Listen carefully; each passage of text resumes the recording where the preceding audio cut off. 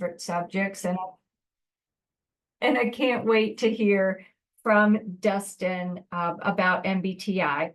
First, just a quick overview of Laurel Ridge Workforce Solutions. I see many of our clients on the webinar. Thank you for joining us. New folks, we're so happy to get to experience this with you.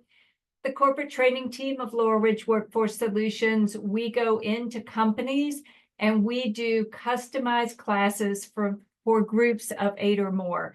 And that could be in any area of business. It could be an HVAC class. It could be an IT class. It could be leadership or MBTI.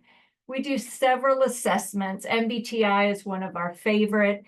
People love to learn about themselves, and it's so helpful to learn about others and what makes your teammates tick.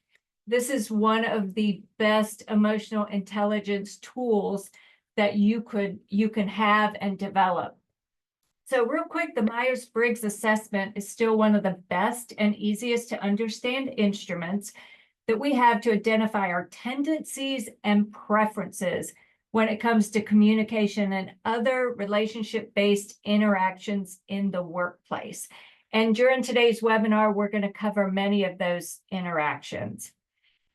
We are so happy that you're here with us, and I am going to turn it over now to Dustin Norwood, one of our amazing instructors who gets fantastic evaluation scores.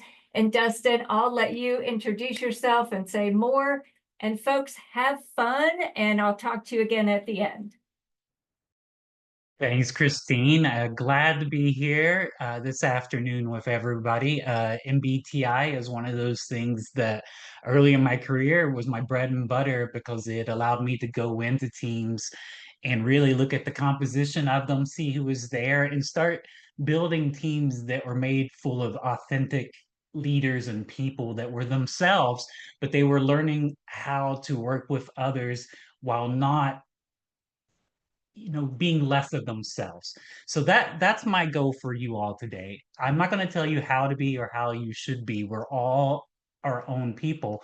What we're going to discuss this afternoon is really about how to take your strengths, how to take your MBTI type preferences, your tendencies, and really work the best way that you can to use those to work better and communicate better across any lines that you can see. We're going to talk about so many today. Uh, I'm going to go ahead and give you a caveat that this is very much like a tiniest part of MBTI theory. It is one of the most impactful area. Christine mentioned emotional intelligence. One of the big areas within that is relationship management. And so that's really what we're going to be talking about today. Not so much about negotiations, about how you work, about how you're doing your work in trying to do it the best way you can. We're talking about working with other people today. So I'm going to go ahead and jump into it a little bit here.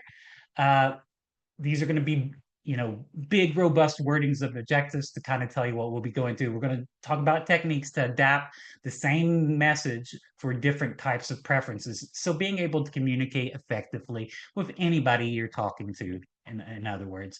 And we're going to demonstrate how to organize and adjust, reorganize and adjust that communication and choose different channels or better means of communication to kind of get what you need and flex to also give other people a little bit of what they need for effective communication.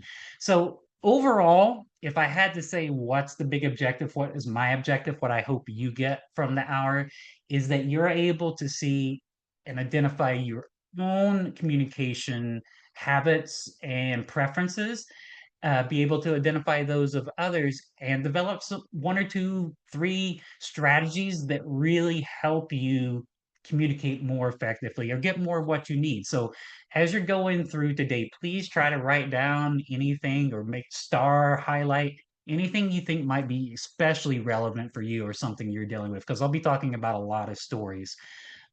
So just really quickly about myself. I am an ENFP, extrovert, intuitive, feeling, perceptive. Uh, when did I first learn that? Many of you maybe had these back in high school. We actually had a MBTI assessment that our counselor gave us, and I actually took it back in high school many, many, many years ago. And I was an ENFP at that point. or I had the tendencies of an ENFP. Then I took it later in my career once again. And then when I went to get certified in helping other people go through the assessment, once again, ENFP. Now, that doesn't mean I haven't changed over my career. My approach definitely has. If you would have saw me back in, my 20s versus I won't tell you what I am now, but you can probably guess, then it's almost night and day the way I kind of experienced and other people experienced me throughout work. For example, and I'm talking a lot today, but I used to be full extrovert, talking in every room, gregarious at a party, all big ideas from the intuitive, very much wore my heart on my sleeve a lot. And we'll talk about the P in a little bit more detail later, but I know I was frustrating to a lot of my supervisors who maybe were more of the J and it had some very tight expectations in how I was approaching deadlines and other parts of my assignments. So yeah, I've experienced this, I've flexed, and I've gotten to a happy medium where I feel at this point, and I hope this for you, where regardless of who I'm working with or talking with, I can remain a solid ENFP while still opening up myself and forming those strong relationships, even with people that are far outside. Funny anecdote, my sister is an ISTJ, which if you know the full chart of Myers-Briggs, I am way down here in the right-hand corner, and ISTJ is exactly the opposite up in the left-hand corner. I survived that relationship with my sister. I can certainly do it with ISTJs now, and I hope the same for you. So this is where I'm going to turn over to you. I am going to be using the chat a lot today. I'm going to be asking you to put things in the chat. Obviously, it's voluntary, but the more you do it, I think the better conversation we can have and the better I can tailor this. So I'm going to ask you so far, for those of you out there in the audience that already know it, do you know your four letters? What are your tendencies? Go ahead and throw them in the chat over there, and I'll be looking at those. Obviously, to see the makeup of who we have in the room here today. Oh, thanks. You're already starting to do it. Hey, Cindy, we got another ENFP. That's great. But I'm going to be talking more about how to not work with ENFPs today. So maybe we can have coffee later and enjoy our ENFP conversation. All right. Oh, Kara Jones is another. Yeah. Oh, I see, Casey. All right. Well, if Ginger, I'm glad you mentioned that you're unknown, because as I go through this, I think you'll be able to identify yourself and maybe see where you have some tendencies within the letters that we go. So if you're unknown, don't worry, we're going to cover it, and I think you'll be able to see yourself reflected in this. All right. So we're going to use the chat again. And what I'm going to do here is I'm going to give you a choice. I've got 4 questions, and I've got a choice of A or B for these. So all I want you to do is I'm going to make the statement. You say if you're A, more like the first part of the statement, or B, more like the second part of the statement. And just throw it in the chat there. So our first statement is, I prefer a large, lively team meeting or a one-on-one. Just which one feels more right to you? A large lively team meeting, or B, a one-on-one. Right? Already we got a good mix going on here. I'd say the A's are taking it. Not that it's a competition, but I know everything turns into one. Okay, good. Okay, so we got a pretty good breakout there. Second question here. I prefer it to be showed how something works, A, or B, explain why it's important. I know we all want both, but which one's more important to you? Be show how it works or why it's important? So A or B. All right, this one's breaking out a little bit more on the B side of things. Show me first, then tell me why. Okay, so but you want the details first. Okay. Thanks for being honest. All right, let's move on to our next one here. Debating an idea, not fighting, not arguing, debating an idea A, or B, trying to find some common ground, trying to find where you're similar and make a harmonious sort of conversation. A or B. Ooh, the B's are really pulling out ahead on this. I can tell we have a group that really likes harmony today. That's fine. Again, no wrong answer. There's just a preference here. And Susan's going to be brave and be the A that we have there. Thank you, Susan. All right, one last one. Do you A, prefer detailed instructions that tell you exactly what to do, A, or B, looser guidelines that give you a plan, but kind of allow you to control the steps to get there. So A, detailed instructions, very clear way, or B, looser guidelines. What do you say on this one? All right. This one's skewing back towards the A a little bit more. Okay, fair enough. Okay, so what we're talking about here, and as I was talking to Susan about it earlier, is really showing up the biggest traits of those letters. If you look at point number one, that's your E or I, your extrovert or introvert. Extroverts, and we'll talk about energy, typically get their energy from a larger group of people, really enjoy that. Whereas introverts like to control the conversation more, really be thoughtful about it in that one-on-one. So you might be more comfortable. You're probably comfortable in both, but if you had to choose. So that's your E and the I, extrovert, introvert. B, we're talking about sensing versus intuition. Sensing being more the detail oriented, understanding the clear directions, wanting that pathway forward, whereas the intuitive, the N in MBTI, is more about big picture ideas, the why, how do things work. Less about the details, more about the bigger picture. So that's the S and the N. The third bullet point we have here is the thinking versus feeling. So, thinking is about discussing, moving through, logically coming through a conclusion and thinking about it in detail to come to that end point. Whereas in feeling, the F side of that, it's more about the harmonious relationships and building those and making sure that the human element is first. Now, I want to say something very clearly, and we'll discuss it here. Just because you're a T or an F or you have tendencies, that does not mean you don't have a heart if you're a T, and it doesn't mean that you wear your feelings on the sleeve if you're F. We're all in the middle. It just means where does your gut kind of go initially? Do you think about the people or what the impact will be on the people first? Or do you think about the logic, how things will get done, and the details first? No wrong answer. So T on the thinking side there and F on the feeling side. And then finally, we have our J and a P. So the J's typically like things lined up with clear instructions. They like to keep to those deadlines and keep everything in order. Whereas the P's can feel a little bit suffocated with that amount of detail. They like to instead kind of leave things open, a little bit more open to flexible deadlines. So definitely you have your J and your P there. So I think what you all can see is even with these four ideas, yeah, there's a lot of ground for conflict here, a lot of ground for misinterpreting or interpreting your own way. Uh, oh, good, Ginger. You got it. You got INFJ. Great. And honestly, when you're doing your MBTI too, if you do a greater workshop or you have, typically we try to get you to your ideal type. We don't accept just what the assessment says. You might be flexing outside of that. So I'm glad you were able to do that, Ginger. But let's jump forward and talk about these, how they kind of impact you in the workplace. So here's what I want you to do in the chat.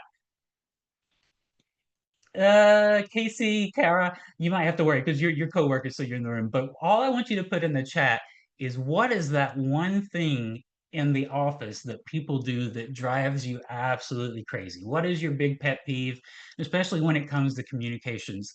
So give me some of those examples over in the chat. And while you're doing that, I'm going to tell you about my own a little bit. I probably in my MBTI type, my N, whining, good one. My N, I'm fairly confident and I've always been fairly strong in the N. So that's the intuitive side. I really enjoy the big picture. Details kind of get lost in it sometimes, or I get sidetracked when there's too many details. I can't get what I need from the conversation. So it's funny that I am a presenter and an instructor, but really what I hate is when people get too into the weeds and get too much detail and I just can't keep up with the conversation any longer because we're not discussing those. Now, you're probably saying there's probably a lot of you out there that are saying, really, I hate it when people discuss these big, broad subjects and they never get to the small details about how we're actually going to do this. Sarah said they get leaving out key facts on that one. Yeah, it drives some people crazy in that way. So I understand what drives me crazy. I understand my triggers, and that's what I want you to kind of explore as we go through the stories I'm going to tell today and examine yourself is how does that show up in your conversations? In me, in conversations I have with my bosses, with other people out there, I find myself getting a little annoyed. I feel my blood pressure raising a little bit when they're not getting to that why. Do the same for yourself, even as you're listening to me. What kind of triggers you? What makes you feel those little somatic feelings inside, like blood pressure raising, heat dropping? You're starting to get a little annoyed. So think about those as we go through it today. I'm looking at some of the other ones you have there: negativity, complaining, whining. A lot of them are on that way, and I understand that. Good. So let's jump forward here and really start going into the meat and potatoes of this.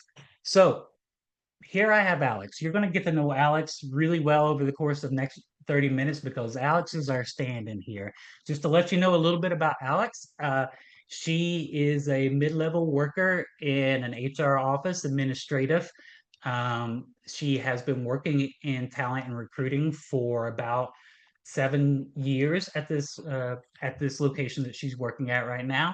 And over the course of that, she's worked with many different peoples and is considered a standout amongst the team. She's a great performer, a great person. She just has struggles like the rest of us do on a day-to-day basis that make one day great for her and one great day not so great. And it leaves her feeling frustrated at the end of the day sometimes. So we're going to talk about Alex. We're going to talk about her experience. She is an ISTJ, meaning on that scale that we talked about. She tends to get her energy a little bit more internally through thinking through things herself. She prefers those details and senses and likes it very linear and put out there so that she can follow those details. She typically approaches most problems through logic. She likes to not ignore the people part of it, but just what comes to mind to her first is how things get done and the thinking and logic that it involves. And then on the J and P part, she is very much a list maker. She likes to look at them and she adheres. If she's getting close to a deadline, 2 days out, she starts feeling the pressure and tenseness. She doesn't like to wait for the last minute. So typical person that we work with in our office. Nothing, that jumps out of. She's not a whiner. She's not negative in any, compared to the comments we have over there. So that's Alex. So let's talk about Alex's day a little bit. So Alex decides, as she often does, that she loves to get to work early in the morning. Why? Because Alex is alone early in the morning. Nobody else is an early bird like her. So she always tries to get there a good hour before anybody else gets there. She gets on her computer, she fires up her email, sets her priorities, is already starting working. That first hour is so productive for her. But on a Wednesday, we have Molly here, who is the office ENFP, like myself. He gets his energy from other people. He loves the big picture. He's all about forming those relationships, and he's not as strict about his schedule. He often mulls around the office. He's talking to people, is trying to just build those relationships. So when because he had a doctor's appointment later in the day, decides to come in early on a Wednesday, and there's nobody around for Alex, but Alex decides this is a good time to have a conversation with somebody he hasn't really gotten to know since he's been with the company. So he comes to Alex's office. He waves hi. Hey, Alex, got a minute? I was just can't believe we're in so early. And he sits down, and Alex gives him this stare in this photo. I know she's being friendly. She was being so productive. So Molly senses a little bit of that tension that's going on. He's like, everything okay? She's like, fine, I'm just busy. I appreciate you dropping in, but right now I'm really in the middle of this. Sensing that kind of reluctance, Molly says, "Oh, okay, I didn't want to bother you," and he leaves, which leaves, um, which leaves Alex kind of thinking, Oh man, I totally blew that. Molly is such a great guy. He talks to everybody else, and frankly, he's one of the best people we have in relationships. Everybody knows him and loves him, and now he's not going to like me because I couldn't even talk to him for 5 minutes in the morning, but I really wanted to get my work. So Alex's day already not off to a great start, just based on that small interaction that started the day there. So let's talk about it a little bit. What's going on there? What's going on behind the scenes? What's going on in Alex's brain that's really driving this conversation or this failed attempt at communication? So really, the first thing it comes down to is your internal battery. As I said, the E and I have different ways to charge that battery. Typically, for an E, that battery is charged through interactions with others, like conversation that moves things forward, being around it, and really external, extrovert, getting that external validation that really drives them forward and honestly does give them energy.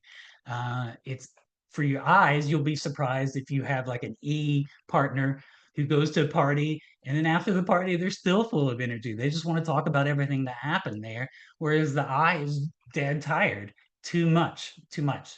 So the eyes, on the other hand, recharge that battery internally. And that's through thinking through things, writing through things, kind of examining, analyzing what went on with interactions. But it's an internal process. And once they're able to do that, they feel a lot of energy around that. So my question is in the chat now, like, I'm just going to ask you about today. If you want to leave an emoji, that's fine. If you just want to say where you are, but using this battery guide that I have on this right side of this page, where is your battery at today? How are you feeling? I'm gonna be honest with you. I spend a lot of time working at home.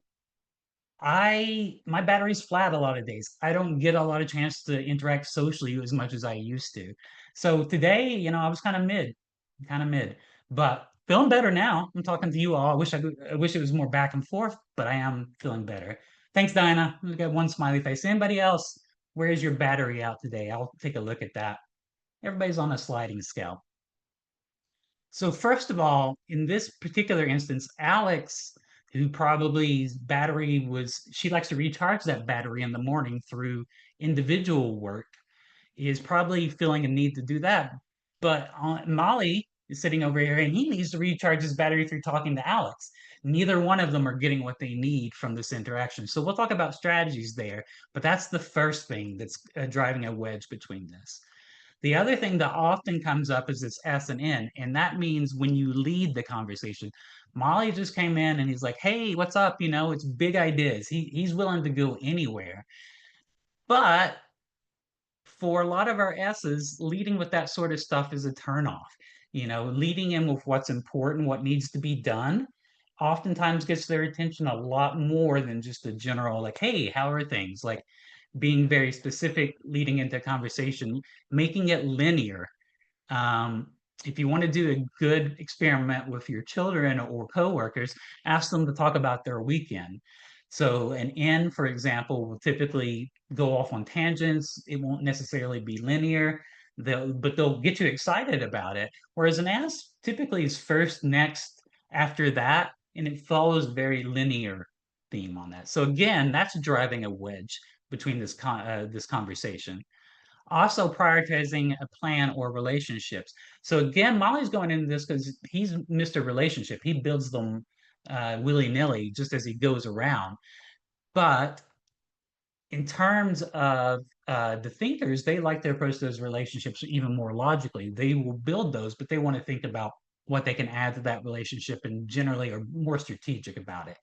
And then finally, we have that spontaneity. Obviously, Alex being likes to plan. She doesn't like the surprise. That's why she comes out early in the morning so she can expect, what she'll be doing in that first hour and not be surprised.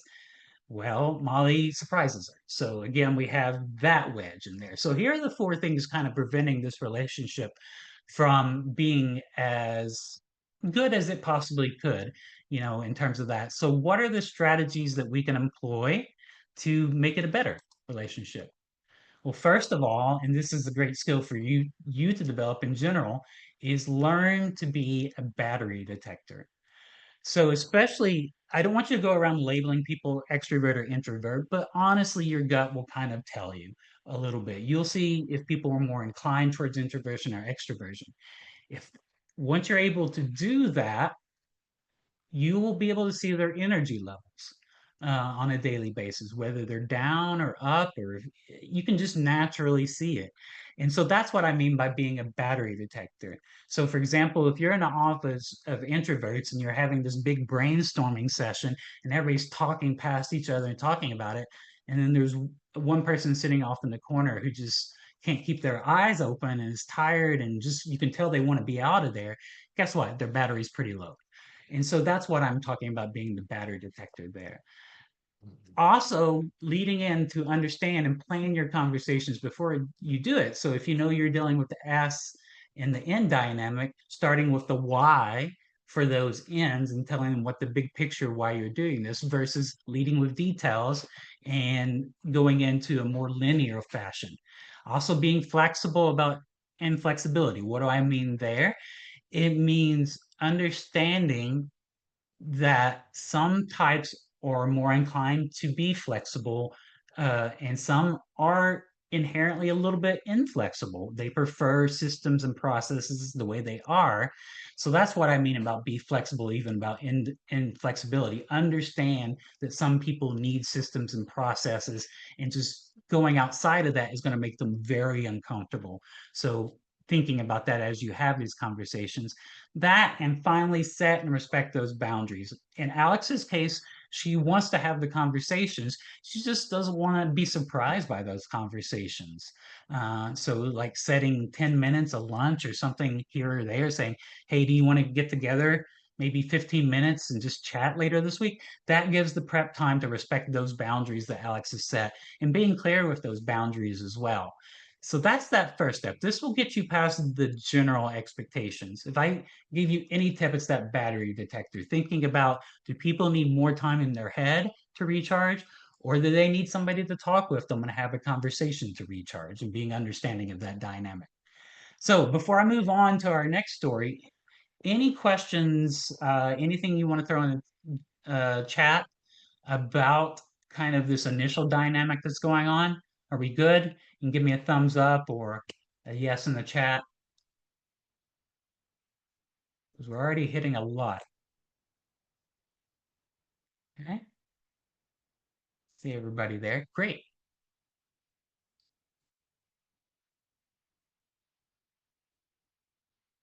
So one thing that's really going to come down to most of this presentation, and what I'm going to say is one of the most important things you can do is be able to flex. And that's the MBTI language. We often throw it around just to say that we don't want you to change your type because that's what your tendencies are. And fighting that can feel very stressful.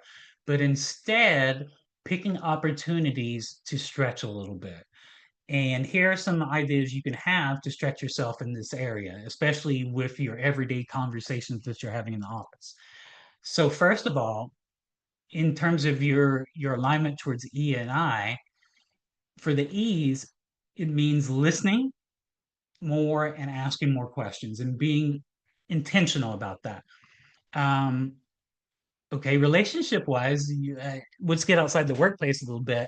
As a very strong E who is married to my wife Yasko, who's a very strong I controlled almost all of our conversations early. We've been married about 19 years, and early in our relationship, it was pretty much 90% me talking and 10% her. And even when she was telling me things, I would interject or, try to keep it. And it was through genuine interest. I wanted to talk. Obviously, I wanted to talk to my wife, but it was my extroversion kind of tripping all over itself and making that conversation not as great for her as it could have been. So, what I had to learn was to shut up, ask some questions, and just listen to more of her instead of interjecting my own thoughts and opinions and feelings in that. And once I was able to learn that, the relationship improved.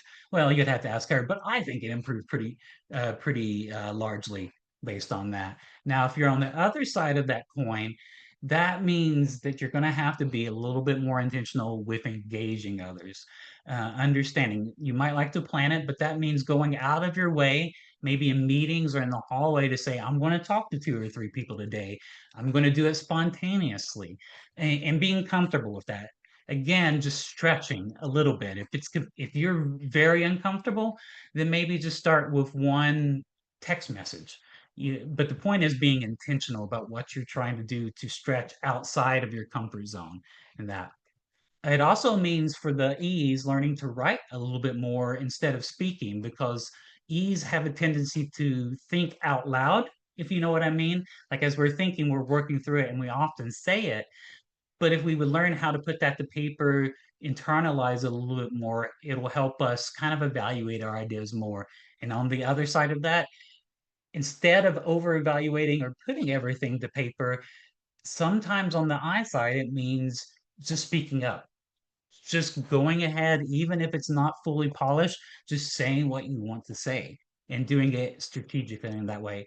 Also, in the E part, practicing mindfulness, uh, and really thinking about your internal thoughts and being self-aware over just saying everything externally. And I've left out the I there, but on the I side, that means joining a club and being socially engaged more and not being so internal uh, all the time. Joining a place where you're kind of forced to interact and talk with other people.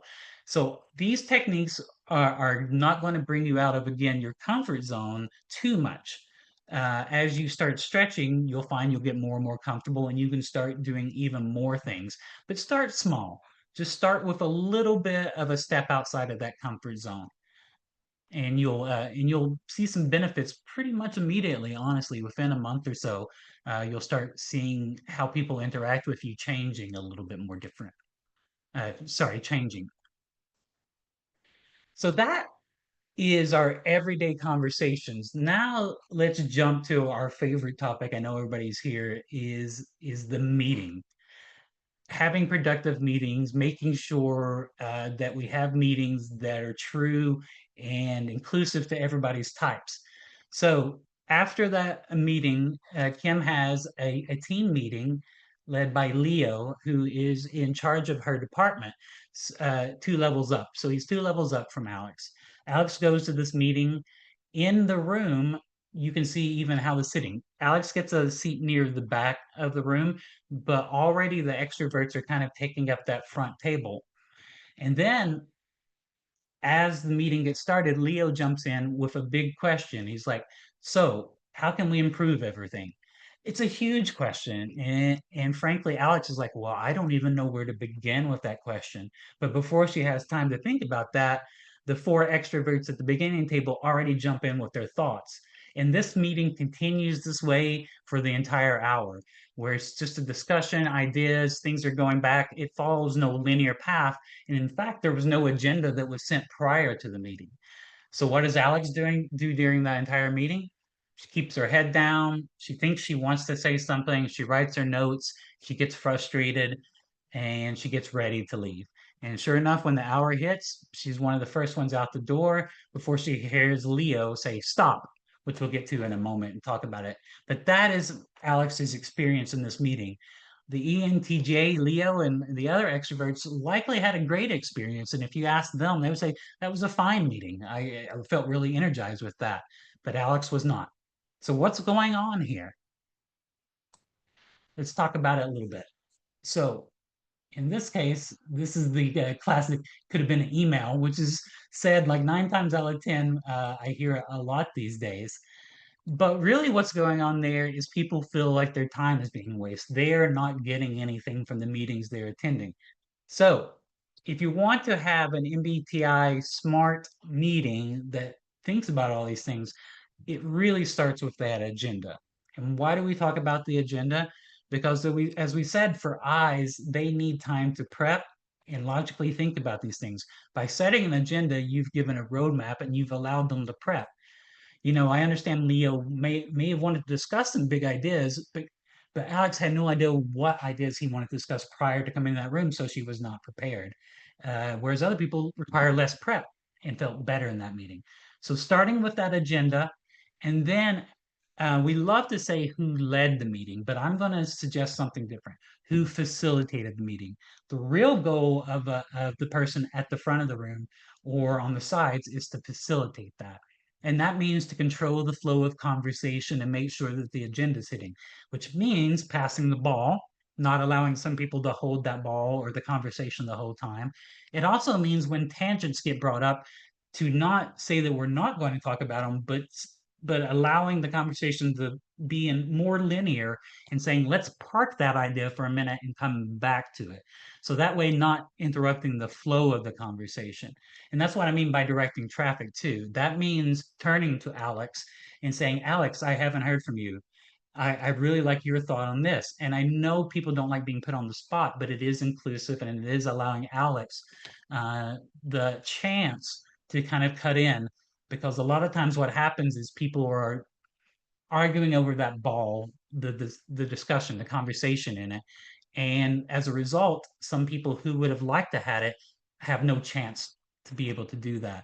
So in the case of facilitating the meetings, it means you doing these things to make sure that everyone has a chance to contribute. And then after it, it means in case of Leo, taking the notes, polishing those, and making sure that people like Alex and other S's, T's have the framework to understand the outputs of the meeting.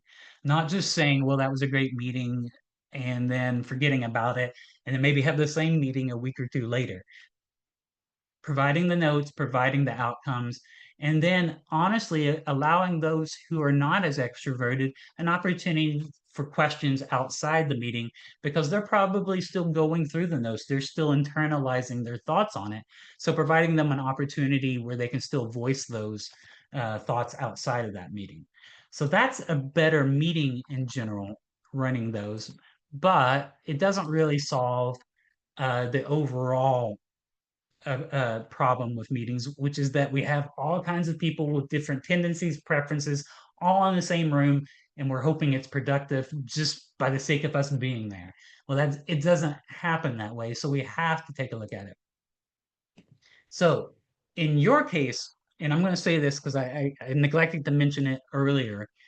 In your case, because you cannot control what others do, you cannot control what others think, you can only influence them.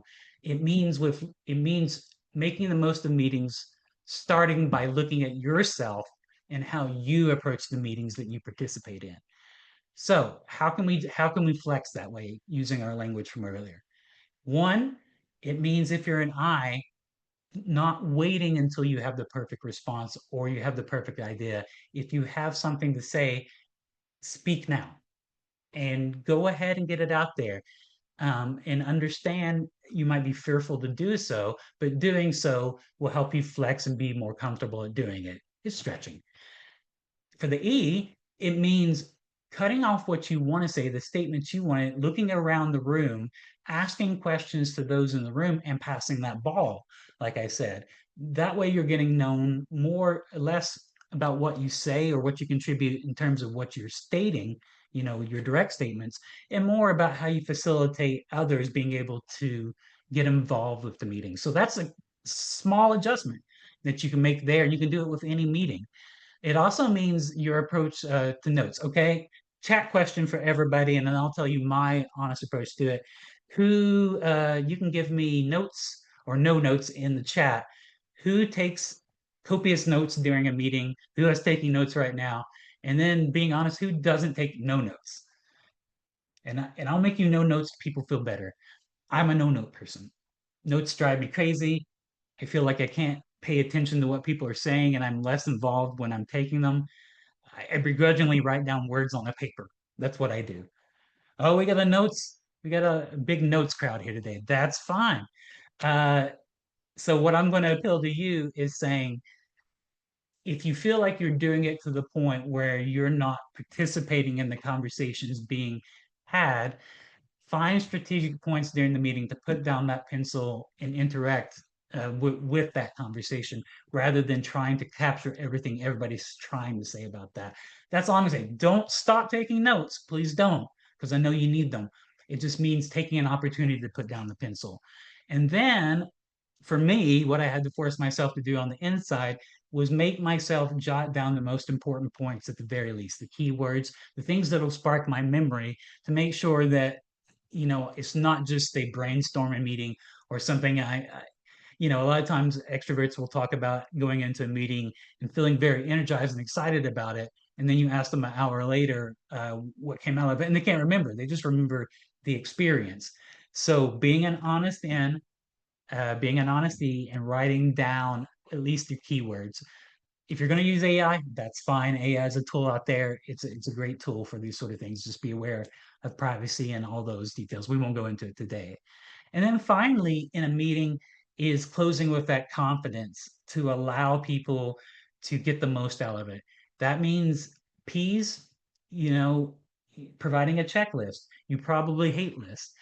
You probably want to be more flexible with the way you apply those things. But coming out of it and figuring out what are your next steps and when you need to do them is going to be to your benefit. So at the very least, try to, I always say, if you're a P, come out of every meeting and saying next steps at the very least, some sort of checklist for you there.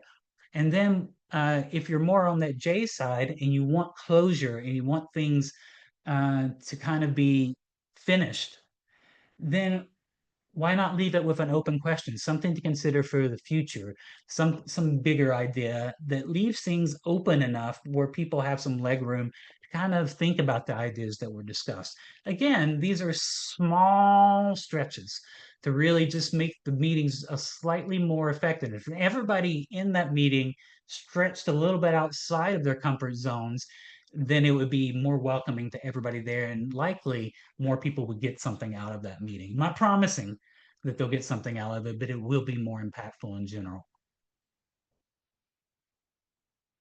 So, as I said, Leo caught Alex out in the hallway as she was returning to her desk to remind her that the deadline for some new standards of practices or procedures that she was working on with Melanie in the same office were due by close of business. And it was very rare, Leo confessed that it's very rare for Alex not to turn in at least a draft a day or two before it's actually due. So he asked her if everything's okay. She assures him that it's fine. She's just working through the final details with Melanie. So she goes into Melanie's office. She's stressed because she really wants this thing off her plate. It should have been done already. But Melanie's like, I just cannot sign off on this in good conscience. I just think it's going to impact people. It's going to be more work, and we haven't thought about the change management part of it.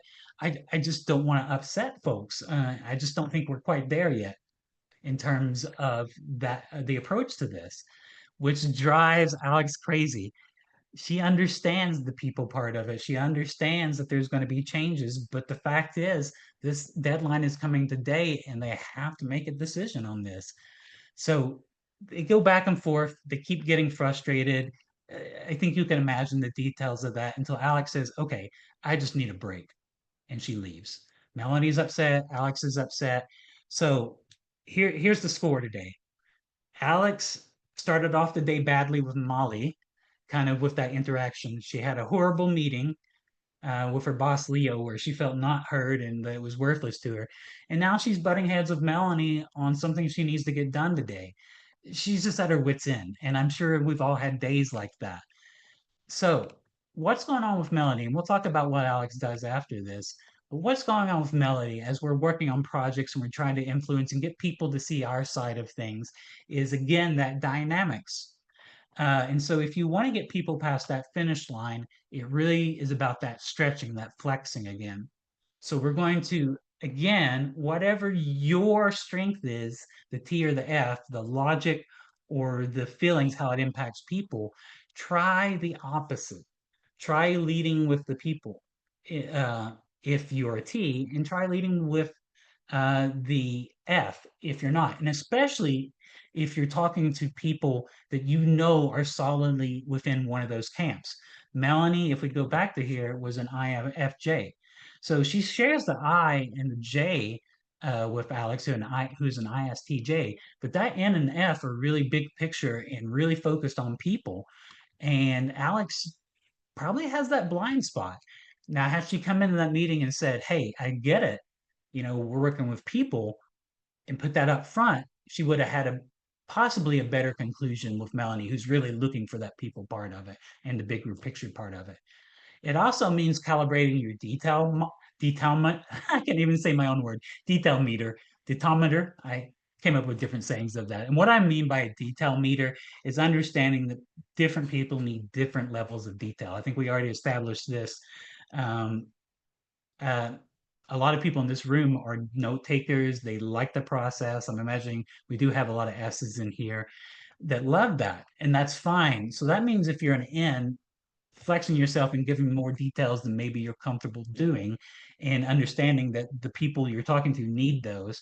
And then on the S side of things, it means understanding that the level of detail you might be giving some people causes them to tune out. And really, you should trickle those details in a way that makes sense for them.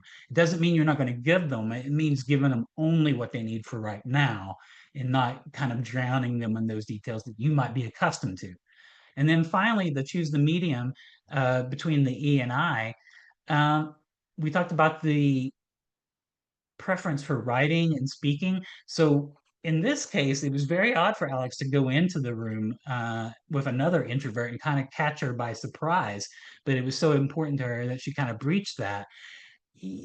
Should she have written a text message and say, "We really need to talk about this"? Maybe an email would have been better. Maybe Alex could have thought about it in a little bit more detail, and Melanie wouldn't have felt as on guard.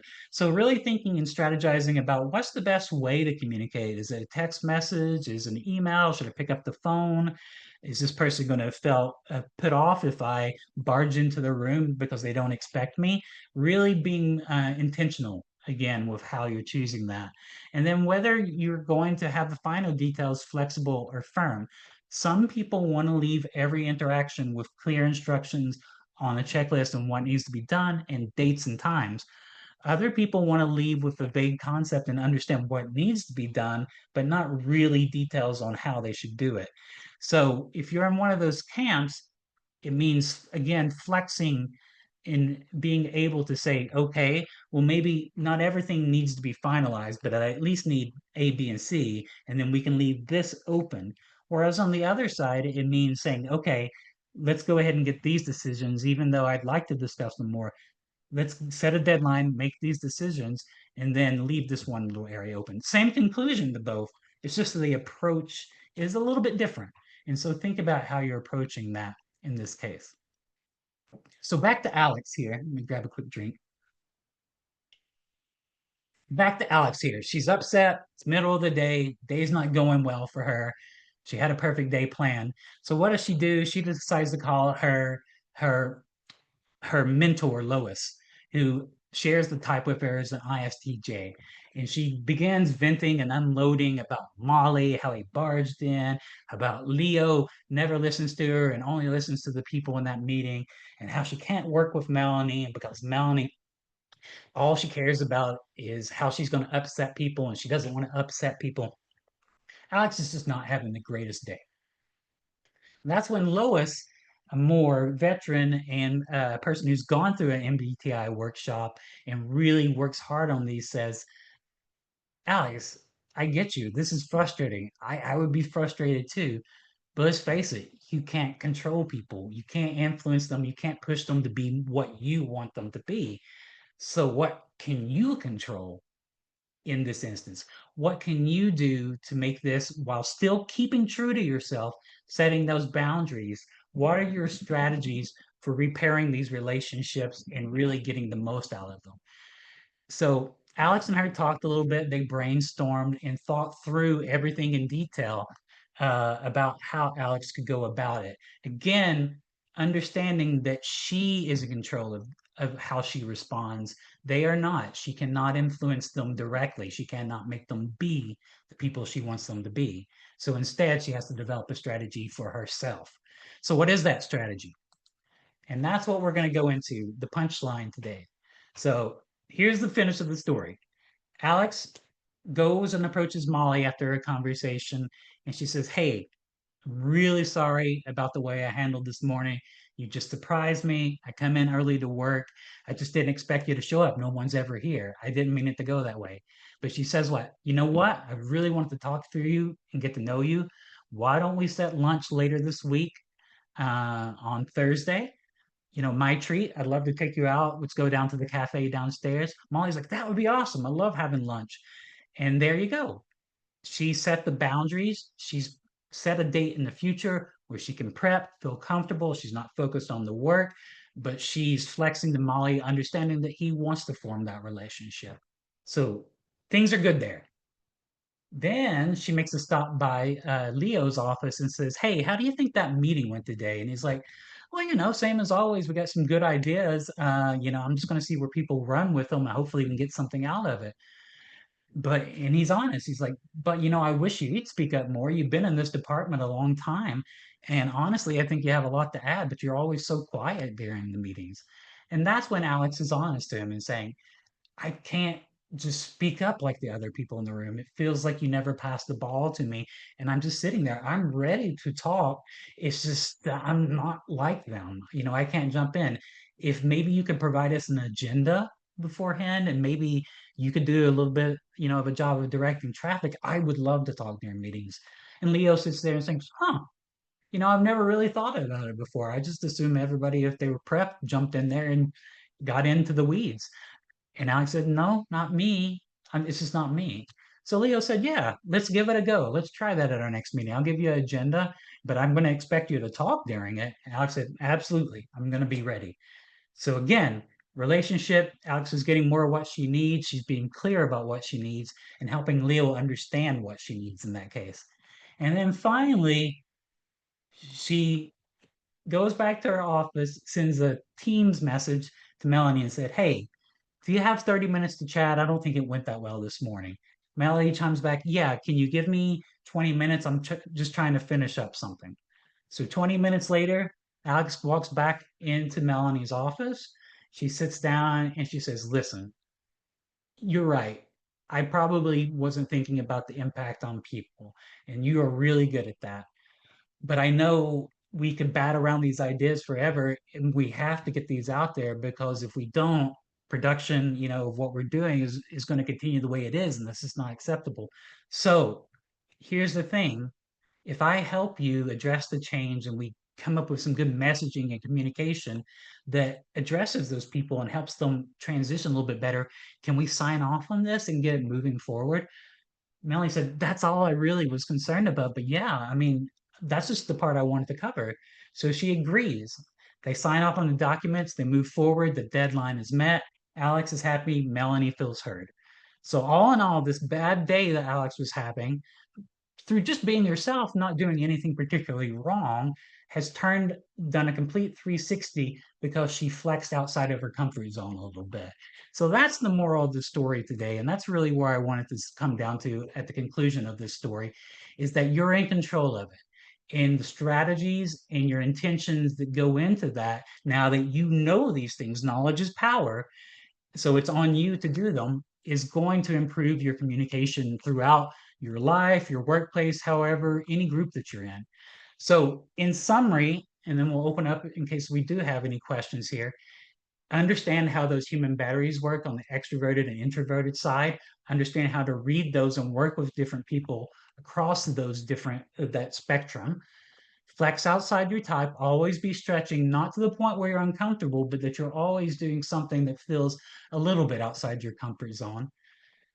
Get those meeting practices in place today. Talk with your teams. I find if everybody's on the same page and agrees with them, that's the best way to do it. If they're not, then you start doing them. Be the model, be the example for other people. Say what others need to hear and how they need to hear it. Less about how you want to be communicated to, more about how they want to be, more of details, more logic, more linear, or maybe they want the bigger picture. Just always strategize and be thinking about that. And again, because we don't want you to become someone you're not, continue to set those boundaries and expectations of how other people should work with you and how you like to work best.